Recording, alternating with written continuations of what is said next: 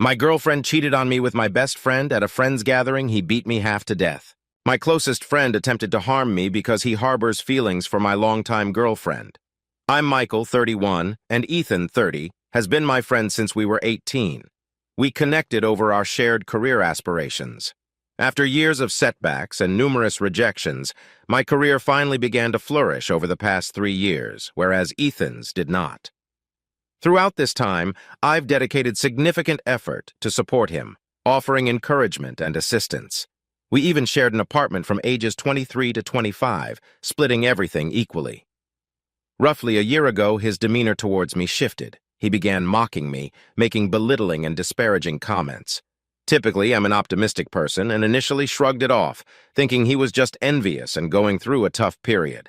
I empathized with his struggles, recognizing the competitive nature of our field, filled with rejections, and how difficult it must be to watch a friend achieve the success you've long desired. Then there is my former girlfriend, Lily, 30. For over 6 years, I believed we had an ideal relationship, excellent communication, a healthy sex life, and unwavering support throughout my challenging career journey. I tend to be quite open and enjoyed discussing everything with her. We had no secrets, or so I thought. I always made an effort to keep our relationship lively and exciting, planning weekly date nights, surprising her with gifts and trips, trying new activities together like cooking and dance classes. I cherished sharing experiences with her, engaging in her hobbies, and ensuring she knew she was my top priority. I believed she reciprocated those feelings. Even as my career advanced, I made sure not to neglect her or my friends, maintaining a balance between work and personal life. Last week, we were all at our friend's place, Josh and Mia, 31, who had recently bought a house. We were sitting in their backyard drinking with Chris, 28, and Anna, 31. Our friend group has been close for 8 years. Ethan got drunk quickly and spent the evening taking jabs at me. After a year of this, I finally had enough and confronted him, which led to an argument. I mentioned that his behavior stemmed from jealousy over my recent success, and that it's not my fault he hasn't succeeded. I also reminded him of all the support I've given to help him get opportunities. Suddenly, he attacked me. We pushed each other, but he managed to knock me down and kick me in the ribs several times. Then he tried to stomp on my head. Fortunately, he didn't fully connect. His foot grazed my cheek, leaving it swollen. He attempted it again, but I moved just in time, narrowly avoiding a potentially fatal blow. The others intervened, and I got up shouting at him. He seemed to walk away, but then picked up a wooden plank Josh and Mia were working on their fence and shed in the garden. Ethan lunged at me again, swinging the plank towards my head. I ducked and raised my arm, taking the blow on my elbow. Again, he could have killed me. Within seconds, he almost struck Anna with his wild swing. Chaos erupted, and Josh and Chris tackled him, beating him severely in their rage. The girls managed to pull them off Ethan, and everyone realized the gravity of the situation. Ethan sat up, and Lily went to his side. His face was bloody, but Ethan didn't lose consciousness. Katie ended up driving Ethan to the hospital and came back in the morning. Ethan had a broken nose and a slight concussion, and she dropped him off at his parents' place. She said Ethan didn't really talk to her, explain himself, or even apologize. None of us really slept that night, and honestly, after that, things are a bit blurry to me, probably a mix of alcohol, shock, and adrenaline from the worst night of my life. But it just got worse. You might have noticed I haven't mentioned Lily for a while. We were sitting around, and Josh said something like Ethan deserved worse than a broken nose for trying to kill me twice and almost hurting Anna.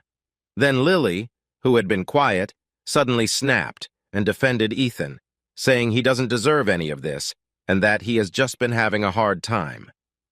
Josh and Lily almost ended up in a screaming match before Lily stormed off. I followed her, thinking we were all in shock and sleep-deprived, and planned to comfort her. I found her in the guest room crying.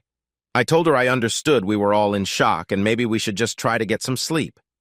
She didn't even look at me, and suddenly I realized that Ethan and Lily were sitting next to each other the previous evening. It wasn't the first time. When Ethan was screaming at me, Lily was by his side, hugging his arm, pleading with him to take a walk with her and calm down, pleading with Ethan, not me. After Ethan kicked me, stomped on me, and swung a plank at me, her attention was still on calming him down while I lay there in pain. She didn't check on me when the guys were beating Ethan. She was screaming and hysterical, trying to pull them off him. I don't even remember her asking me once if I was okay all night. So I asked her, "Are you cheating on me with Ethan?" She just started crying hysterically, repeating that she never intended for it to go this far, and I got my answer. I just lost it and started yelling at her, asking what was going on and how she could do this. The others came in, and the guys took me to another room and tried to calm me down. Jane and Katie ended up driving Lily to her parents, and Jane stayed with her because they were worried about her. All the car ride, she cried so much she couldn't speak. When they got to her parents, Jane and Lily's dad had to help her up the stairs and into bed as she could barely stand, still hysterical. The only thing she managed to say or scream, according to them, was that she had ruined everything. Jane stayed because her parents were worried sick and had never seen her like this. Jane and Katie told them what had happened with Ethan and me, and it seemed to stem from Ethan and Lily's affair. 5 days passed, and I was in so much physical and emotional pain, just so angry and confused. My elbow had a fracture, I had a couple of bruised ribs, and the right side of my face was swollen. The night kept replaying in my head. I sent Lily some texts asking for an explanation, but she didn't answer. Then this morning, I got a call from my former mother-in-law. Bless their hearts, my former in-laws are amazing people who have always been kind to me and have helped me a lot these past years. She was very apologetic for her daughter and very understanding. Then she said that Lily wanted to see me and talk and asked if I could come over, which I agreed to. I arrived, and they said they would wait outside in their car to give us space. But because of Lily's state, they didn't want to leave the premises. When I walked in and saw Lily, it was a roller coaster of emotion, anger, and bitterness. Then I felt sorry for her and just wanted to hug her. She looked awful, like a mental patient who hadn't eaten, showered, or slept since that night. I just felt so bad seeing her like that.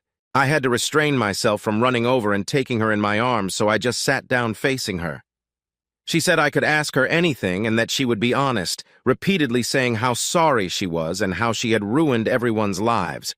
I'm not going to go into too many details as this is long enough, but basically, a year ago, Ethan confessed his love for Lily and had been very persistent since then. She said she made it clear it wasn't mutual. I asked why she didn't come to me, and she said she didn't want to ruin our friendship and wanted to fix things herself. In the past few months, he had become more aggressive, asking her to leave me for him. I asked if anything had happened between them. She admitted they kissed twice, with Ethan initiating both times, but she stopped it. They also cuddled once while watching a movie, during which Ethan tried to initiate sex, and she left, setting clear boundaries. I asked why she kept seeing him alone if he was constantly trying to kiss her and get her into bed. She said he always promised he wouldn't do it again. I asked why she didn't cut contact, why she kept answering his DMs, kept meeting him, giving him false hope, and leading him on. Did she like his attention? Then she said the strangest thing, that she felt bad for him, felt sorry for him, felt protective of him like she was his big sister. WTF. She felt the need to help him get over her. She even set him up on a date with a friend, which she sabotaged by being a jerk to the girl. I asked her if she was stupid. If she was telling the truth, she did nothing but keep his hope and crush for her alive by giving him all her time. She started crying and doubled down on having a sister-brother relationship with him, wanting to fix everything, saying he was just having a hard time, and she wanted to help him get on his feet again. But he kept getting more persistent and started talking badly about me, saying I didn't deserve her. She said she regretted everything, admitting she was stupid and had ruined everything, dealing with everything in the worst way possible, but she did it in good faith, not realizing she was just making things worse. Then I asked her if she had any contact with him since that night, and she took an awkward pause before bursting into tears and saying yes. That just destroyed me completely. This man had been trying to get with her for over a year, tried to kill me, and I waited 5 days for her to answer me, only for her mother to call me on her behalf. Meanwhile, she had been texting with him. I couldn't answer. I just felt like hurting her emotionally, not physically, so I decided to get up and go. She pleaded with me, offering to show me the texts, saying she just checked if he was okay, and then told him it was over and to stop contacting her. But for me, she made her choice. I was in the worst pain of my life these last 5 days because of them, and she still chose to continue talking to him while I was on my own. I walked out with her following me and pleading. Her mom and dad got out of the car and asked if everything was all right, and I just lost it. I yelled that their daughter had ruined my life, how she could choose the man who tried to stomp on my face over me. I was so angry I couldn't even drive, so I just started walking away. I don't know how long I was walking, but my ex-father-in-law drove up next to me and told me to get in, which I did, expecting him to yell at me or tell me off. But bless his heart, he just drove me home. We didn't talk all the way, but when he stopped outside my place, he put his hand on my shoulder. I couldn't even look him in the face after what I said to them. Lily did text me a screenshot of their texts, which seemed to prove what she said, that she only checked if he was okay, and then told him she couldn't keep him in her life, and that she would never forgive him for attacking me. She also sent more screenshots of their previous chats, mostly of her telling him to stop, that she didn't have feelings for him, and of her rejecting his advances. But as they had been talking for over a year, I guess she could cherry-pick parts of the conversations that look in her favor and leave other parts out. I have not responded yet, and I don't think I ever will. I will block her, but for some reason I just can't yet. Now, I'm here, just getting this all out of me. I feel so betrayed, angry, and horrible. I want to hurt Lily and Ethan so badly, not in a violent way, just emotionally, to make them feel the pain I'm feeling. I know that's not a healthy way to feel or a healthy thing to do, so I hope just writing this out, even if no one reads it, will help me start to process what the hell has happened. How my life went from feeling perfect to feeling like I will never feel good again. I feel like this pain will never go away. How on earth can someone heal from this? I feel like I lost everything. The people I used to love with all my heart, I now feel nothing but hatred for. Lily said she didn't cheat and didn't have sex with Ethan, which I doubt because I'm not stupid. Even if they didn't have sex, she still betrayed me on so many levels, as did Ethan. I don't think I will ever forgive them. I don't feel like I will ever get to a place where I would even consider trying to. So to anyone who has ever been through a betrayal like this, from partners or friends or both, what is my next step? How can I begin the process to stop thinking about this and start trying to live my life again? Update. So I haven't felt the need to update until now because I kind of need advice again, or just reassurance on what to do. Since so many have asked for an update on the whole situation, I will try, but going into too many details will make this far too long. The situation I need advice on is in the bottom paragraphs. Sorry, this is so long again, I didn't mean to, but when I started writing, I just felt the need to get everything on my mind out. Everyone told me to press charges against Ethan. I don't know, maybe many of you are Americans with too much belief in the justice system or have watched too many TV shows about lawyers. It doesn't work that way, at least not in my country. I talked to 2 lawyers, and the outcome was that I could press charges, but Ethan going to jail is highly unlikely. The most likely outcome is that he has to pay for the trial and pay me a settlement. It might be a large fee or a small fee because I wasn't seriously hurt and had no long-lasting damages. My friends could testify to the severity of his assault, but the judge will most likely rule based on the damage that was done. He might get probation, but not jail. So yeah, I could maybe ruin him financially, but then he could press charges against Tom and Chris.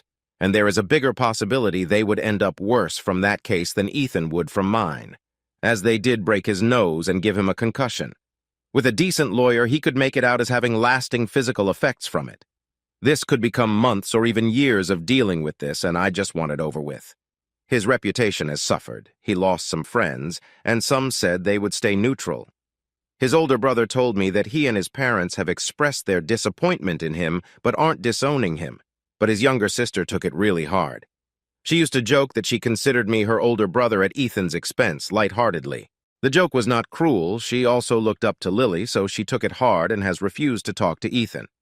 He did send me a long apology letter, but he never mentioned Lily, only his behavior towards me during the assault. It was sincere but not heartfelt. He owned up to a lot of things but blamed some on his mental health. I have not responded and will not. Jane and Katie, some of you suggested after I commented, told me that Ethan might have been abusive to Lily, that they might know more than they let on or were sticking by her. So I kind of played dumb talking about how I couldn't believe I didn't see the signs if they saw the signs. Yes, they knew about Ethan kissing Lily but claimed they didn't know the extent of it. Just that Ethan and Lily were spending time together, and Lily told them he kissed her, but she dealt with the problem. I didn't really believe that was all they knew, as Jane got very defensive when I confronted her more about this. That had a domino effect as Josh got mad at her for keeping it a secret and wondered what else she might be hiding. In his mind, if she could keep a secret like that, what else could she keep secret about? So that has caused some strain in their relationship. I'm staying out of it, but told Josh not to get angry at her on my behalf. Kate did come to my home and asked to talk. She said she genuinely didn't know. She just kind of walked in on the kissing conversation, and Jane and Lily downplayed it. Later, when asking Jane, she told her that Lily had dealt with it. She swore she took it as if she had told me and had no idea what else was going on. I do believe her. She seemed very genuine and apologetic, unlike Jane. I don't hate Jane or resent her, but I'm disappointed and frustrated, so I've kind of been low contact, no contact with her these last weeks as I just feel no interest in being around her, which has slightly affected my friendship with Josh as I've been hanging out with other people instead. As for Lily, where to begin? Many of you said go no contact, but I know myself it would have driven me insane not being able to get everything off my chest and find some sort of conclusion to what the hell happened.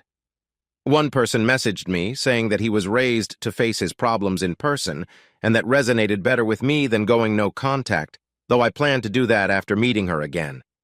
I also had to apologize to her parents and get my car as it was still at their place. So 4 days after the incident, I called them, asked if I could come by, talk to them, and if they would let me speak with Lily again.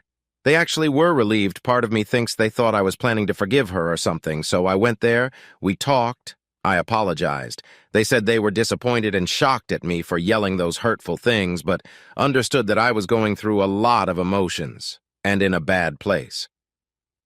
Then we hugged. They went outside again, and I went into the living room where Lily waited for me. She walked towards me with the saddest face I have ever seen and asked for a hug, but I said no and asked her to sit down to talk. I asked her to tell me everything again and asked if he was in any way abusive, as Jane and Katie implied. She gave me the same version as last time, but with some additions. She said she didn't fully realize at the time. She just felt this situation was her responsibility to fix. But the reason she couldn't do it or come clean was Ethan. He threatened her with telling me himself that they kissed, that they were in love, that she was cheating on me when she tried to cut communication with him. He said these things would ruin our relationship and the friendship. Between Ethan and me, that I would believe him and not her, so she felt trapped in dealing with this on her own. I asked if he was physically abusive. She kind of hesitated and said not really, but on 2 occasions he did hurt her, not badly, but to the point of pain. One time at an event we were all at together, he got her alone and asked her if she really didn't love him. She said no and told him not to do this there and tried to walk away, but he grabbed her wrists and wouldn't let go, dragging her closer and hurting her wrists. I remember that night and noticed halfway through the event, Lily went quiet and distracted but told me she was just tired. The second time was similar, but they were alone and he grabbed her bicep and squeezed, leaving bruises. I don't remember seeing any bruises on her. I would have noticed and asked about them. Maybe she hid them. I also asked if it really wasn't sexual, that his intentions were obvious, and why she kept putting herself in that position. She just said she didn't know, that she was being stupid, but they never had sex. I asked why he had so much power over her, that she couldn't find the strength to just tell me the truth for a year, and why she believed I would trust his words over hers. Again, she said she didn't know, that she just kept making mistakes. I asked why she ignored me after Ethan attacked me, but not him. She just started crying and kept saying she didn't know why, that she thought our relationship was stronger than that and we would bounce back, and she was worried about what Ethan would do. I said that was the reason that hurt me the most, that she was too busy worrying about him and not about me. That to me, she chose him. She insisted she didn't choose him, but I stood firm that it felt like she did. Then I explained how much she and they had hurt me, that all the trust was gone and that we were done and I would have no contact with them. She asked if there was a point in the future we could be in each other's lives, and I said no. But it was eating me away, as there were so many things I doubted in her story. So I reached out to Sarah, Lily's best friend, and said that I was just destroyed and felt like nobody around me was telling the truth, and begged her to be honest. To my surprise, she answered. It appears she knew a lot, but Lily kept her out of the loop with many things. She knew about Ethan and had told Lily to stop talking to him and to tell me about his behavior. She knew about them kissing and that Lily regretted it and was the one who stopped it from going further. She told me that, to begin with, Lily felt validated by helping Ethan. She used to like the dynamic in our relationship where I needed her support when my career was struggling and full of rejections, not that I was constantly crying on her shoulder or relying on her money, but on many occasions she was my support system, the one who cheered me up, hugged me, cuddled, motivated me, made me believe in myself and kept me going. When my career took off, she felt that dynamic was missing. But then Ethan was in the position I was in, and she could give her support to him and feel that validation again.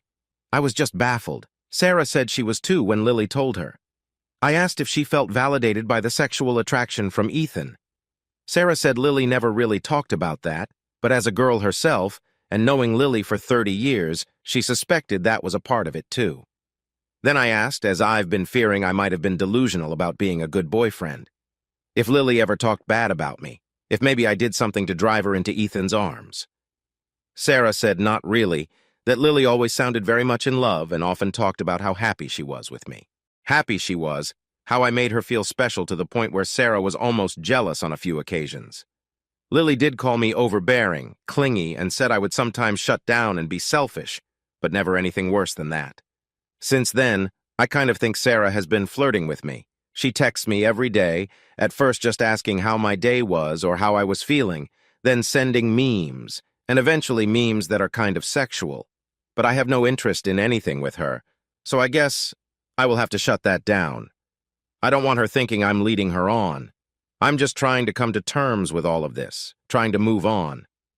Then about 8 to 9 days back, I get a text from Lily.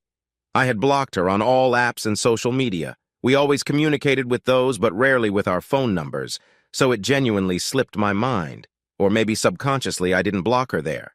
The message just said, "How have you been?" followed by her saying she smiled and laughed again for the first time because of me, along with a photo of me on her TV, saying how proud she is of me and that she looks forward to seeing my career progress. I work in the entertainment industry. My big break early last year was a job behind the scenes, which progressed to me getting in front of the camera. I'm by no means famous, it's just a little show, although growing in audience and popularity since we began, not on the main channel or anything. I made the mistake of responding, and we chatted for 2 days, not about us, but about some political issues in the country. I kept my distance, still. If she texted, I'd just wait until I was in the mood to answer or finished what I was doing first. Then she asked if I could find it in my heart to let her in my life again, if only in a small way, in the future. I said I needed more time, but it was unlikely. I told her I couldn't keep doing this for my mental health, said goodbye and blocked her again. I thought this was over, but then last Friday night around midnight, I got a knock on my door, and lo and behold, there stood Lily, soaking wet in the rain like some freaking scene in a movie.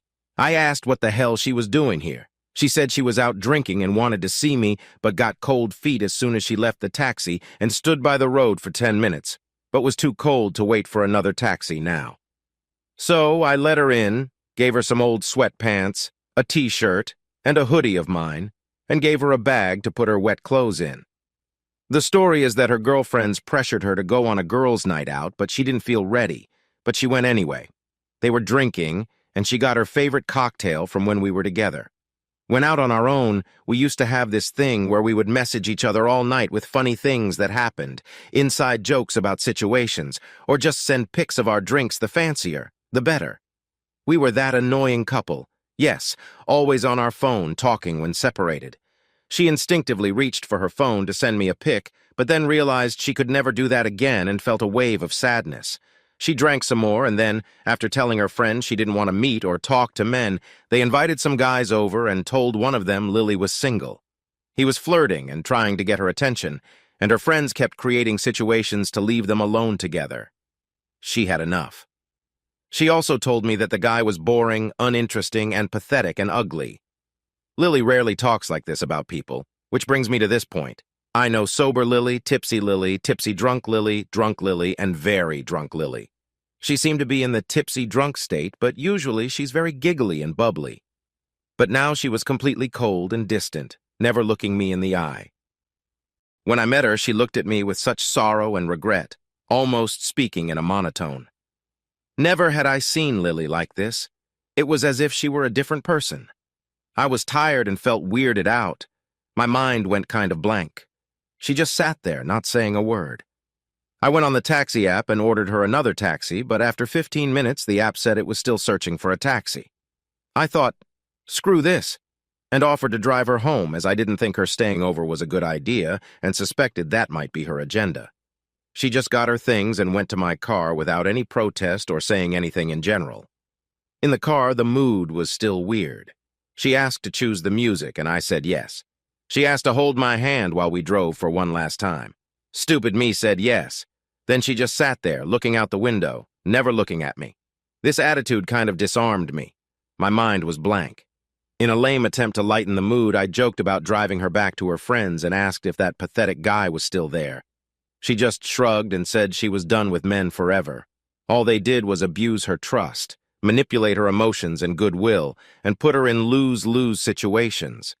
I didn't know if that was a stab at me, Ethan, or both. I asked her why she said that, and she shrugged again and said it seriously. She also told me Ethan sent her a letter asking her to move with him to another country, but she threw it out. Then we just drove in silence. When we approached her parents' home, I felt her squeeze my hand like she didn't want to let go. When I stopped the car, she said nothing, just got out without looking at me and went inside. When I got back home, I of course found her underwear in my bathroom, placed beside the laundry basket where clothes would often fall. My common sense says she left them on purpose. She knows that's where clothes sometimes fall, but they do fall there naturally, so it's just another thing for me to overthink and doubt. Now I've got her underwear and she's got my clothes, which is a reason to see each other again. I was so confused and a little scared for Lily in this state. I even wondered if she was on drugs that night because she was so unlike herself. I'm debating if I should ask Sarah about it, but I shouldn't put her in that position and pull an Ethan on her. I'm also that naive that I unblocked Lily on everything because I genuinely thought she would reach out with an apology for showing up drunk at my place. The old Lily would have. I also noticed she changed her Instagram a lot, removed her bio, deleted almost every picture she had this cute and quirky feed. She kept 2 old pictures of her, deleted all the pictures with other people, and kept 1 picture of us together from a holiday 2 years ago that we both cherished as the most fun time in our lives. I felt like I was making a tiny bit of progress, but now I can't stop thinking about her again. The truth is, I really miss Lily so much. She really is a one-of-a-kind person. I've always realized how lucky I have been to have her in my life. As much as I've hated her and resented this past month, seeing her on Friday and remembering how she cried at her parents' house made me feel something. It made me feel good or content, thinking about her hurting from her decisions and destroying her life with Ethan. I felt like she deserved it for making me hurt so much, but now I feel some resentment, and I'm more worried and afraid for her. I admit when she squeezed my hand in the car, I got a tingle of butterflies in my stomach thinking about it and our time together. I don't want her to self-destruct or feel bad or guilty for the rest of her life. We are only human. We make mistakes. I'm inclined to believe that Ethan was abusive, which makes me actually want to press charges to punish him for what he did to Lily. She felt stuck dealing with this herself because of his threats and fear of losing everything. But then again, she did console him and not me when things came to a head. I keep going in circles, and I feel her visit on Friday was a little manipulative, showing up soaking wet, leaving her underwear, acting so weird. But then for a few minutes, I feel like not caring about that and only wanting to have her in my life as a partner again. So I'm thinking in circles go no contact and try to be strong, reach out to her for an honest all-on-the-table talk, maybe try to work on things and see if we can move forward. Or just be the bigger person and meet her to end things in a way that relieves her of her guilt, so she won't beat herself up about this or regret her whole life, even if it means me lying or downplaying something so I can stop worrying about her. As you can see, fellow Redditors, I'm so very confused and clueless right now, hoping like last time someone will come along with advice that will help me see the right way forward.